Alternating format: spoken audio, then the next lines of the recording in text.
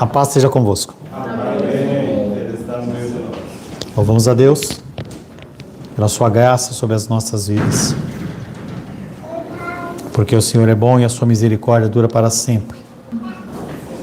Agradecemos porque o Senhor nos privilegia com a possibilidade de estarmos na sua casa, cadeiras mais ou menos confortáveis, um ar-condicionado, onde estamos ao relento.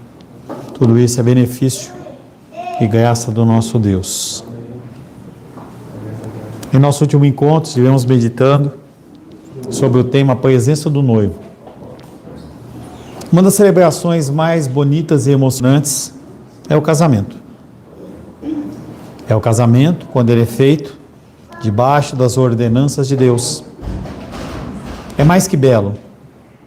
Ele é uma cerimônia divina, pois representa o modelo da Santíssima Trindade na união de um casal bendito no Senhor. Jesus, no texto da semana passada, estava dizendo aos discípulos de João Batista que uma nova época havia chegado. Uma nova aliança havia sido instaurada. Algo tão diferente que não seria mais possível prosseguir com os antigos costumes impostos pelos homens. Jesus não nos chama para que fiquemos envolvidos em religiões. Nos é ordenado ter um compromisso com Ele, um compromisso com todo o nosso ser. O cristianismo não é uma atividade meio período, e sim tudo ou nada. No entanto, mesmo os discípulos de João Batista não captaram isso. E a pergunta para você é: você entende a urgência e a importância desse chamado? Ou você vai ficar preso às demandas da vida terrena? Como eu disse pela manhã, eu iria comentar um pouco a respeito deste sinal que teve aí nos celulares, 1 e pouquinho da manhã. E aí eu vi que de uma maneira breve, mas que agitou o grupo da igreja. E aí o Felipe, quando ele comentou, ele falou assim: quase que eu morri. Pessoalmente achei exagero, mas quase que eu morri.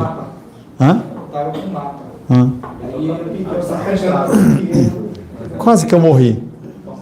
Se você acha que essas coisas que acontecem, elas são coincidência, elas não são coincidência. Ninguém vai lançar um alerta nacional com uma palavra dessas novas que o povo está cunhando aí, de misoginia e um monte de nome diferente aí, do nada. E aí a pergunta mais importante, que tem a ver com essa pergunta que eu falei com vocês agora: você entende a urgência e a importância do chamado divino? Ou você vai ficar preso à vida terrena? E se naquele alerta que foi dado não fosse um alerta e fosse o toque da trombeta do Senhor? Você ficaria ou você iria? Você iria chegar domingo de manhã na escola bíblica dominical e a porta estaria fechada, não porque o Filipe ou o Alex esqueceram a chave da igreja, mas porque não ia haver culto. Porque eu estou dizendo para você, eu tenho certeza da minha salvação, e eu não estaria aqui.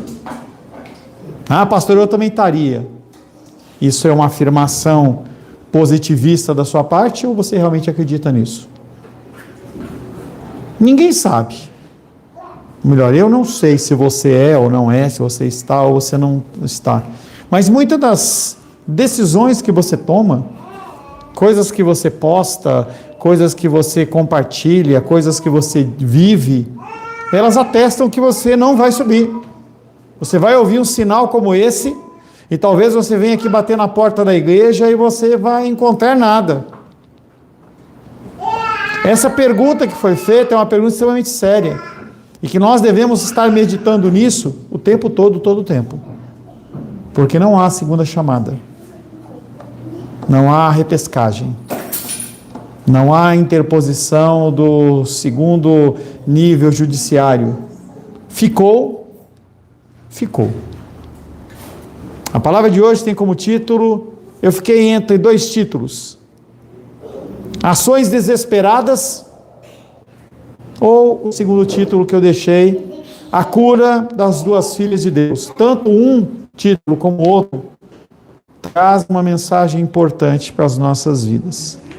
Convido você a abrir a palavra de Deus no Evangelho de Mateus.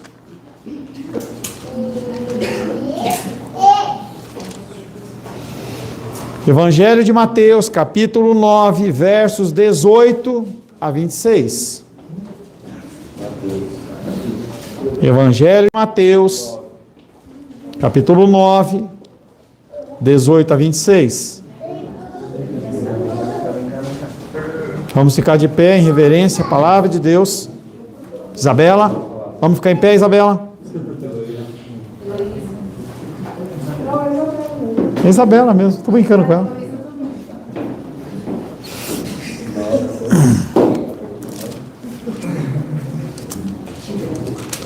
Assim diz a palavra de Deus, Evangelho de Mateus, capítulo 9, do versos 18 a 26. Enquanto essas coisas lhes dizia, o texto que nós vimos na semana passada, a respeito de jejum, ou trabalhar com os discípulos de João Batista, enquanto estas coisas lhes dizia, eis que um chefe, aproximando-se, o adorou e disse: minha filha faleceu agora mesmo, mas vem, impõe a mão sobre ela e viverá. E Jesus, levantando-se, o seguia, e também os seus discípulos. E eis que uma mulher que durante 12 anos vinha padecendo de uma hemorragia, veio por trás dele e lhe tocou na orla da veste, porque dizia consigo mesma: se eu apenas lhe tocar a veste, ficarei curada.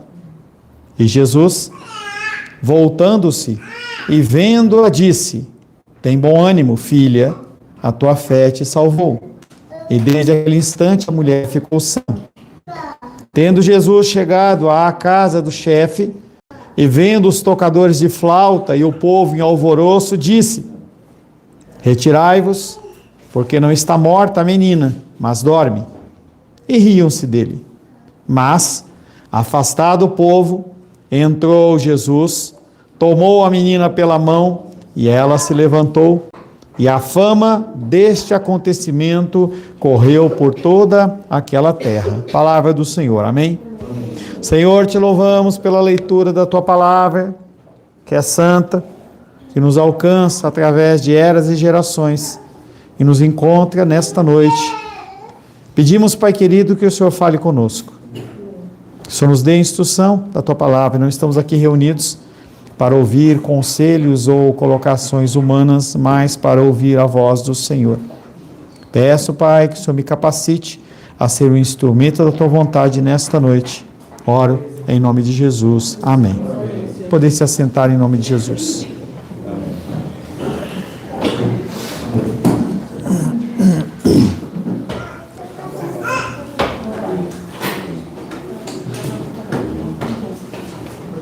Vamos sentar?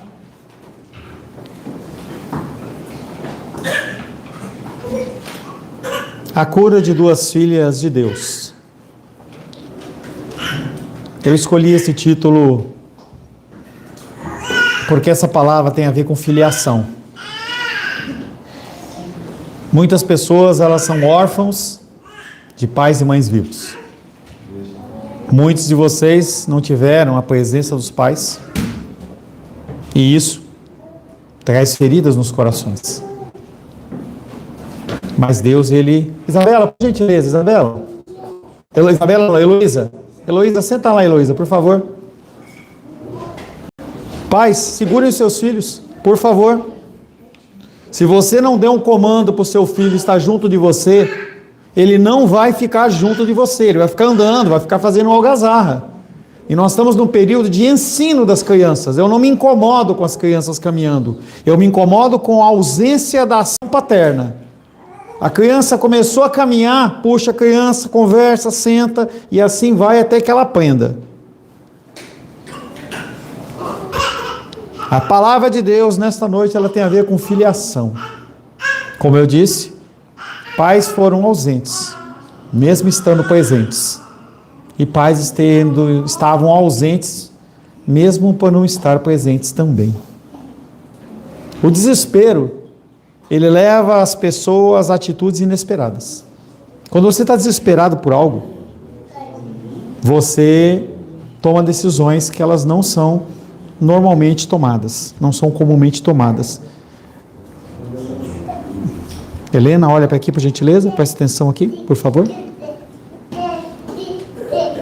Nós vemos a realidade dessa condição de desespero duas vezes nessa passagem. Jesus mal havia terminado de responder aos discípulos de João Batista, como nós meditamos na semana passada, quando um homem se aproximou dele e lhe pediu que ajudasse com sua filha morta.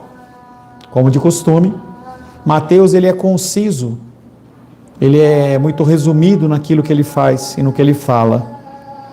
Marcos e Lucas, eles nos dão um pouco mais de ilustração em relação ao que aconteceu. Joaquim, silêncio. Joaquim, olha para mim, ó. Olha aqui, Joaquim. Silêncio. Não está agradando ninguém o seu comentário. Tá? Beleza? Abra aí Marcos capítulo 5, por gentileza.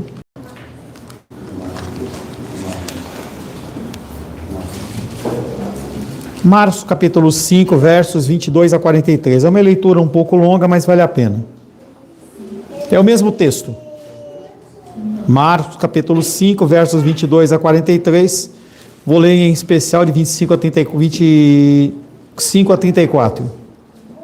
Aconteceu que certa mulher, que havia 12 anos, vinha sofrendo de uma hemorragia, e muito padecera à mão de vários médicos, tendo despedido tudo quanto possuía, sem que contudo nada aproveitar, antes pelo contrário, ainda pior, tendo ouvido a fama de Jesus, vindo por trás dele, por entre a multidão, tocou-lhe a veste, porque dizia: se apenas eu lhe tocar as vestes, ficarei curada. E logo se estancou a hemorragia, e sentiu no corpo estar curada do seu flagelo. Jesus, reconhecendo imediatamente que dele saíra poder, virando-se no meio da multidão, perguntou: quem me tocou nas vestes? Responderam-lhe seus discípulos: vês que a multidão te aperta e dizes: quem tocou? Quem me tocou? Ele, porém, olhava ao redor para ver quem fizera isso. Então a mulher, atemorizada e tremendo, côncia do que nela se havia operara, veio, prostrou-se diante dele e declarou-lhe toda a verdade. E ele disse: filha, a tua fé te salvou, vai-te em paz e fica livre do teu mal. Então esse texto que nós começamos a apresentar, a figura desta mulher, ele é explanado de maneira muito mais abrangente dentro do texto de Marcos, e Lucas é bem semelhante. Quando nós vemos Mateus dizer que ele era um chefe, em Lucas ele fala de uma maneira diferente. Ele não era um chefe, ele era um homem responsável pela manutenção do templo, organização das tradições dentro do templo. Ele era uma pessoa de grande importância. Ele fazia parte de um grupo de pessoas que eram muito importantes. Rô, dá só uma puxadinha no pano aí, porque eu acho que está tampando um pouquinho a câmera, tá não?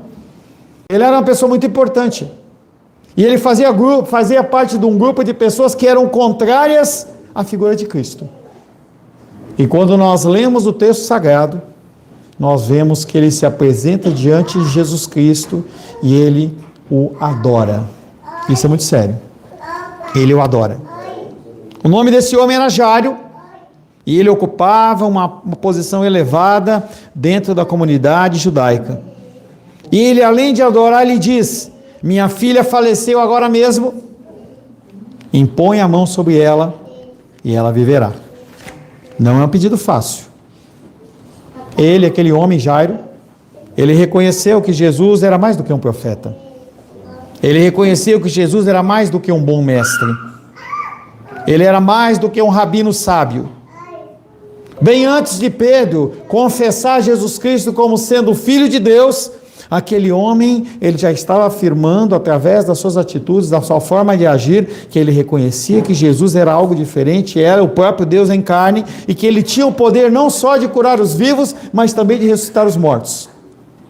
O que aconteceu com ele para que ele tivesse essa mudança, em que ele estava dentro de um grupo de pessoas que não acreditavam em Jesus Cristo, para esse momento em que ele se prostra perante Jesus, e ele o adora, e ele pede um milagre sobrenatural, nós não sabemos. Mas aquele homem, ele foi transformado, talvez por conta da situação de desespero dele. Muitas vezes nós buscamos a Deus apenas em situação de desespero. Por isso que as igrejas, elas têm as campanhas. Eu faço uma campanha dos 7 não sei o quê, a libertação disso, você olha para aquilo e fala assim, essa é a única saída para a minha vida, e eu vou lá, vou tentar buscar essa solução. As pessoas fazem isso. A cura da primeira filha de Deus. Mateus diz que Jesus atendeu ao pedido de Jairo. Olha que Jairo, ele vai lá e fala, me ajuda. Ele fala assim, eu vou junto. Antes de chegar à casa de Jairo, Jesus foi interrompido por uma segunda pessoa desesperada. Apareceu uma mulher. O texto bíblico diz, não em Mateus, mas no outro texto, que aquela mulher, ela sofria de uma hemorragia. É como se fosse uma menstruação sem parar. Num tempo em que não haviam absorventes descartáveis, em que ela, por ter aquele sangue correndo o tempo inteiro, ela era considerada cerimonialmente impura, ela não poderia participar de cerimônias judaicas, ela não poderia ir no templo, ela não podia ter contato com ninguém, porque qualquer pessoa que encostasse nela era impura por 7 dias, tinha que se lavar e não podia se apresentar no templo. Essa era a realidade dela. Provavelmente essa mulher era uma mulher que não tinha marido, provavelmente uma mulher que tinha sido expulsa da sua casa diante dos seus pais, porque ela era impura, e as pessoas, elas tinham, como nos dias de hoje, essa grande preocupação do que? Da validação externa, que é o que hoje está sendo mudado através das mídias sociais. Se eu não curtir, se eu não compartilhar, se eu não fizer não sei o que, as pessoas não me amam e as pessoas acabam entrando em parafuso. Essa mulher é uma mulher que eu admiro dentro do Novo Testamento. Quando eu leio o texto, eu olho para essa mulher e eu falo assim, essa mulher ela não está preocupada com o que vão pensar dela. Ela não está preocupada em compartilhar com as pessoas como se ela merecesse algo. Ela sabe que ela não merece nada, mas ela sabe que ela está no desespero, ela precisa resolver o problema dela. Essa mulher, ela não agendar um encontro com Jesus. Ela não interrompeu para pedir ajuda. O único desejo daquela mulher era tocar na veste do Senhor. Ela tinha fé. Se ela conseguisse apenas tocar na sua veste, ela seria curada. 12 anos com esse problema de hemorragia. 12 anos. Não era uma situação de risco, apesar de ser uma situação incômoda. Era muito mais séria do que a situação da filha de Jairo que havia morrido. Esses 12 anos significavam que ela foi impedida de fazer muitas coisas. Marcos e Lucas dizem que ela gastou todo o seu dinheiro em busca de ajuda, mas o estado dela só piorava. Ela estava desesperada. Se houve alguma vez em que o incidente irritou os discípulos de Jesus, foi esse. Quero que você imagine uma cena daquela de 25 de março, fim de ano, lotado de gente. Se você nunca foi para São Paulo, você não tem noção do que é isso.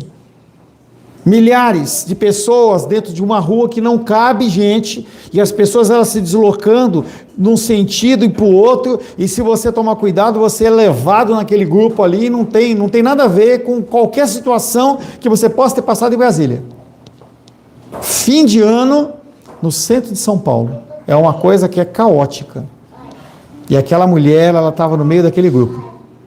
Jesus Cristo tentando chegar à casa de Jairo, e aquelas pessoas tanto incomodadas por não participar daquele milagre, como também desejosas de ver o que Jesus ia fazer. Era como se fosse um teatro, como se fosse uma mágica. Aquelas pessoas queriam ver. E aquele negócio, aquela luta, os discípulos tentando contornar, e Jesus tentando caminhar, e aquela mulher vai e toca, e Jesus, ele sabe que alguma coisa diferente aconteceu. Ele não era um receptáculo como homem da glória de Deus, mas ele era uma manifestação por qual o canal do Senhor era manifestado através dele, e aquele milagre acontecia. Quando aquela mulher toca nele, toca na sua veste, ele percebe que algo diferente aconteceu. E ele para e fala: o que aconteceu? Alguém me tocou. E os discípulos ficaram invocados, talvez porque já tinham empurrado ele, eles tivessem caído, alguma coisa aconteceu, eles estavam chateados, e eles olham para Jesus como se Jesus fosse o mais ignorante dos homens. E pergunta para eles: Jesus, É como se ele falasse: Jesus, você acalma tempestades, o Senhor faz isso, faz aquilo, e o Senhor não sabe que o Senhor está no meio de um grupo de pessoas que está louco para tocar em você? E aí você é tocado e se pergunta: que pergunta burra é essa, Jesus? E Jesus vai explicar com muita mansidão para aquelas pessoas. Lucas capítulo 8, verso 46. Lucas 8, 46. Alguém me tocou porque eu senti que de mim saiu poder. Não foi um toque normal, discípulos. Alguma coisa diferente aconteceu. Jesus não era mágico que realizava truques. Muito embora Jesus estivesse a caminho da casa de Jairo para ressuscitar a sua filha, ele não estava tão preocupado com essa missão a ponto de não ter tempo para acudir à pobre mulher. Jesus nunca está ocupado demais para você. Nunca. Ele é aquele que governa o universo. Ele é aquele que não permite que o sol nem se afaste 1/milionésimo e a terra se congele, ou que o sol se aproxime 1/milionésimo e a terra pegue fogo. Ele controla as coisas, e a grande dificuldade do ser humano, porque ele quer entender essa dinâmica, esse funcionamento perfeito, e não vai conseguir aprender e entender, porque isso é sobrenatural. Mesmo diante de tudo isso, Jesus Cristo, ele entende que aquela mulher está precisando dele. Jesus, ele não tem gerentes, Jesus não tem assistentes que impedem as pessoas de entrar em contato com ele. Ele sabe o número de fios da sua cabeça, mesmo aqueles que têm menos. Amém. Mateus capítulo 10, verso 30. Mateus capítulo 10, da barba, isso aí. Mateus 10, 30. E quanto a vós outros, até os cabelos todos da sua cabeça estão contados. Você entende a dimensão do amor de Deus? Enquanto ele fala que até os fios de cabelo da sua cabeça, eles são contados. São contados.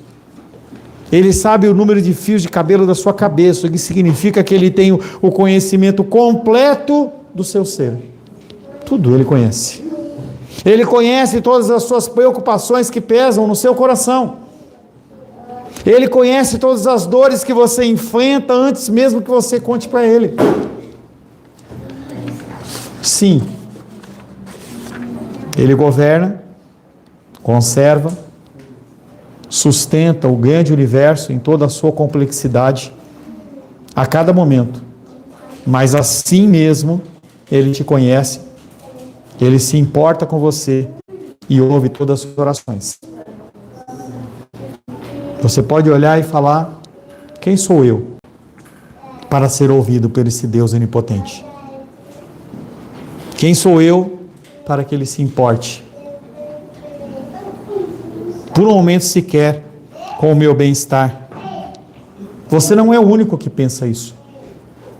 Quando você está diante da sua luta e dificuldade, você pode pensar: por que ele vai, porventura, se preocupar comigo? Salmos capítulo 8, verso 3 e 4 mostra que o salmista Davi também tinha essa preocupação.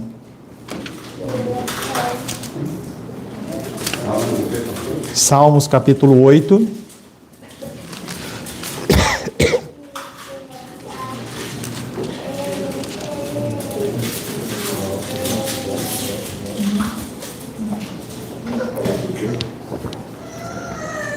Começou, né? Tá aprendendo, hein? Salmos capítulo 8, versos 3 e 4 diz: quando contemplo os teus céus, obra dos teus dedos, e a lua e as estrelas que estabeleceste, que é o homem que dele te lembres, e o filho do homem que o visites? Fizeste-o, no entanto, por um pouco menor do que Deus, e de glória e de honra o coroaste. Deste-lhe domínio sobre as obras da tua mão, e sobre os seus pés tudo lhe puseste. Ovelhas e bois, todos, e também os animais do campo, e as aves do céu, e os peixes do mar, e tudo que percorre as sendas dos mares, Ó Senhor, Senhor nosso, quão magnífico em toda a terra é o teu nome, e mesmo assim ele se preocupa com você. Mesmo assim ele se preocupa com você. Os outros evangelhos nos dizem que a mulher se apresentou em resposta à pergunta dele e tremendo, se prostrou aos seus pés, provavelmente esperando uma repreensão. Marcos capítulo 5, 33. Marcos capítulo 5, verso 33. A mulher entra em cena, toca a veste de Jesus, e aí ela fica esperando a repreensão. Marcos capítulo 5, verso 33 diz: então a mulher, atemorizada e tremendo, mais uma vez aí, cônscia do que nela se operara, veio, prostrou-se diante dele e declarou-lhe toda a verdade. Falou: Jesus, eu estou passando por isso, passei por aquilo outro. Todavia Jesus, ele não agiu de uma maneira brava. Ele não repreendeu aquela mulher com um tom de autoridade, mas ele demonstrou, acolheu-a com bondade. E além de tudo, ela chama de filha. Algo que falou com aquele homem lá atrás, em Mateus, que ele falou assim: filho, teus pecados estão perdoados. Filho, filha, é uma ação de amor. Em seguida, ele a declarou curada e a abençoou. Esse cuidado é o cuidado que nós vemos na história. É o cuidado que Deus, ele demonstra sobre a sua vida todos os dias. Mesmo que você não saiba, mesmo que você não preste atenção, Deus, ele demonstra esse cuidado sobre a sua vida todos os dias. A necessidade dela era menor em comparação com a necessidade da filha de Jairo, mas aquilo importava para ela. E como aquela coisa, aquela situação, aquela necessidade importava para ela, importava também para Jesus. Tudo que você importa para você, importa também para Jesus. Jesus não se esqueceu da filha de Jairo. E depois de fazer aquele ato de amor com aquela mulher, ele continua caminhando. Ao chegar na casa de Jairo, Jesus se deparou com uma grande multidão, reunida com o objetivo de consolar a família daquele homem Jairo. Havia um som de flautas e choros que podia ser ouvido. Era um costume da época que as pessoas, elas contratassem pessoas para tocar músicas que eram músicas mais tristes, que levavam à meditação. Pessoas que chorassem pelo morto, porque o objetivo era que as pessoas, elas não sofressem sozinhos. Não sei como é isso, mas deve ser algo muito triste, tá você, o seu ente querido falecido lá, e mais ninguém. E era um costume, era uma ordenança que aquelas pessoas, elas fizessem. Esse costume lembrava o povo de Deus que ele era chamado a se alegrar com os que se alegravam e chorar com os que choravam. Romanos 12, 18.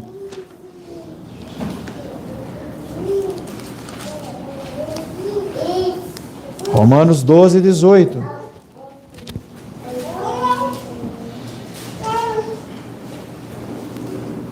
Se possível, quando depender de vós, tende paz com todos os homens.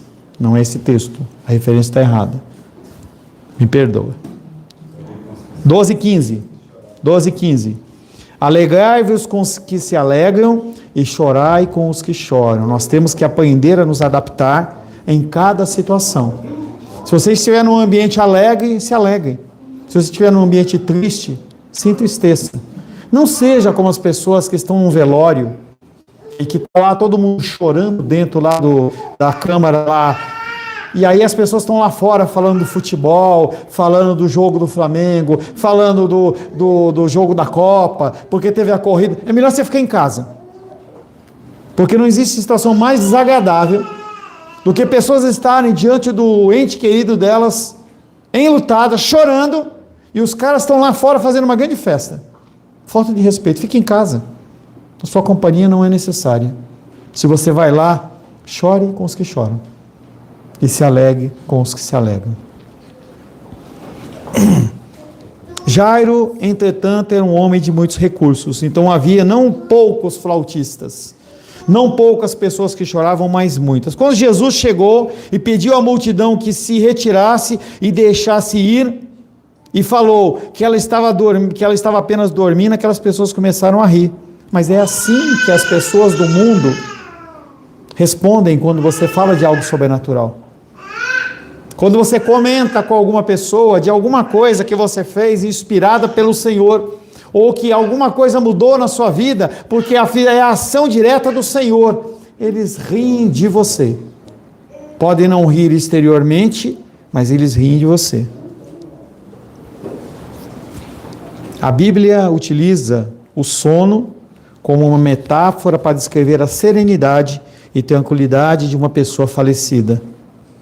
Jesus afirmou que a menina estava dormindo porque a sua morte não era definitiva.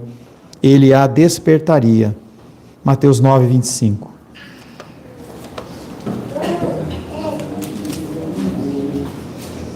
Mas afastado o povo, entrou Jesus, tomou a menina pela mão e ela se levantou.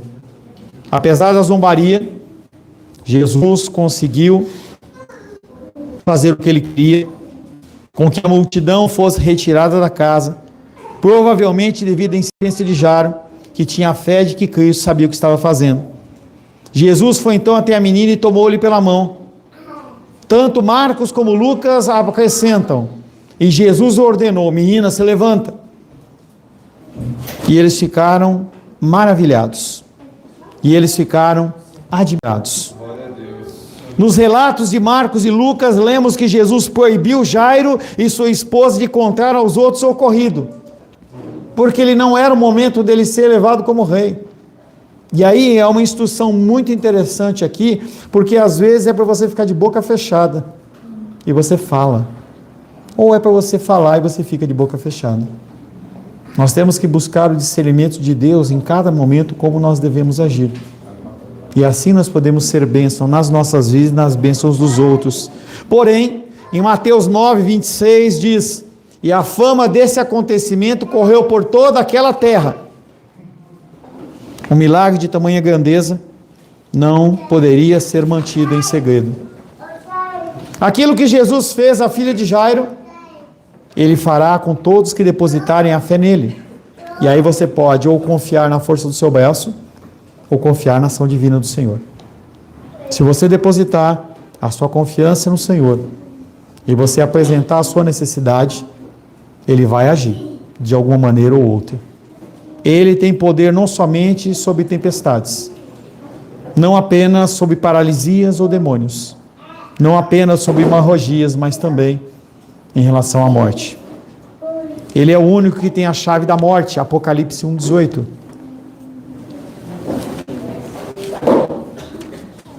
Apocalipse capítulo 1, verso 18.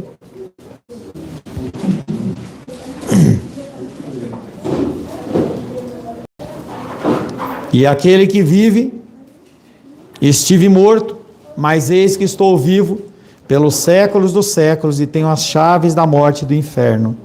Não mais o mal, Satanás e quem quer que seja controla o que acontece ou o que não acontece. Na verdade, nunca controlou.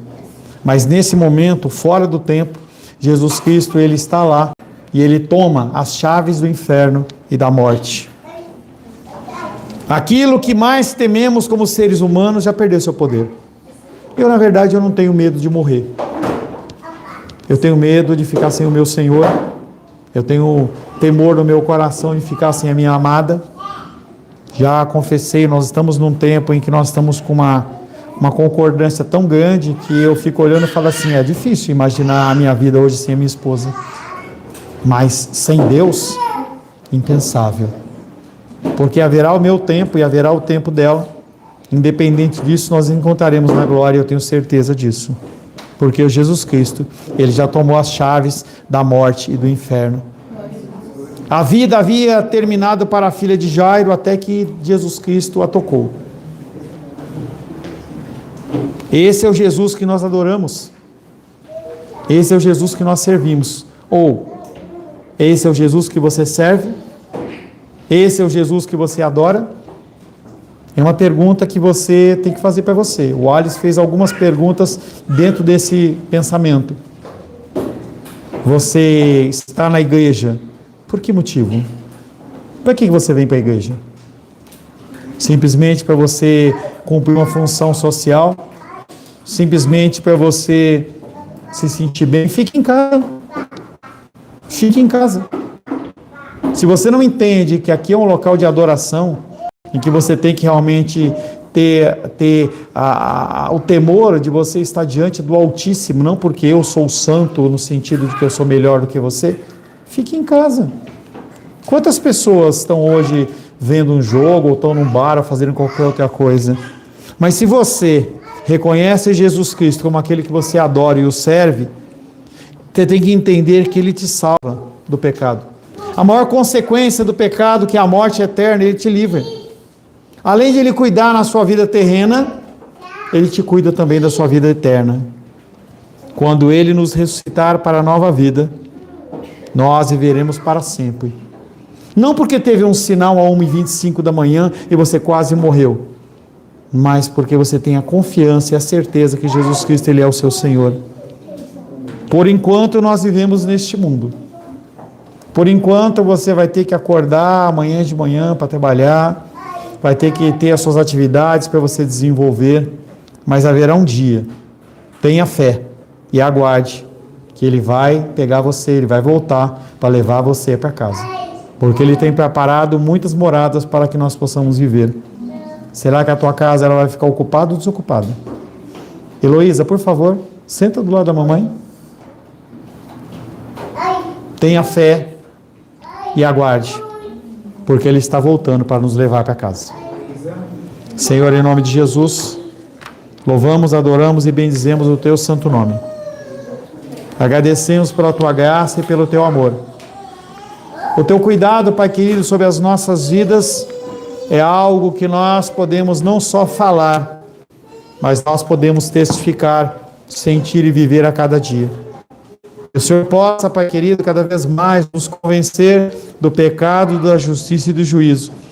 E que nós possamos, Pai, mudar o nosso coração, nós possamos buscar a verdadeira santificação que a Tua palavra nos exige. Que o Teu nome seja glorificado através das nossas vidas.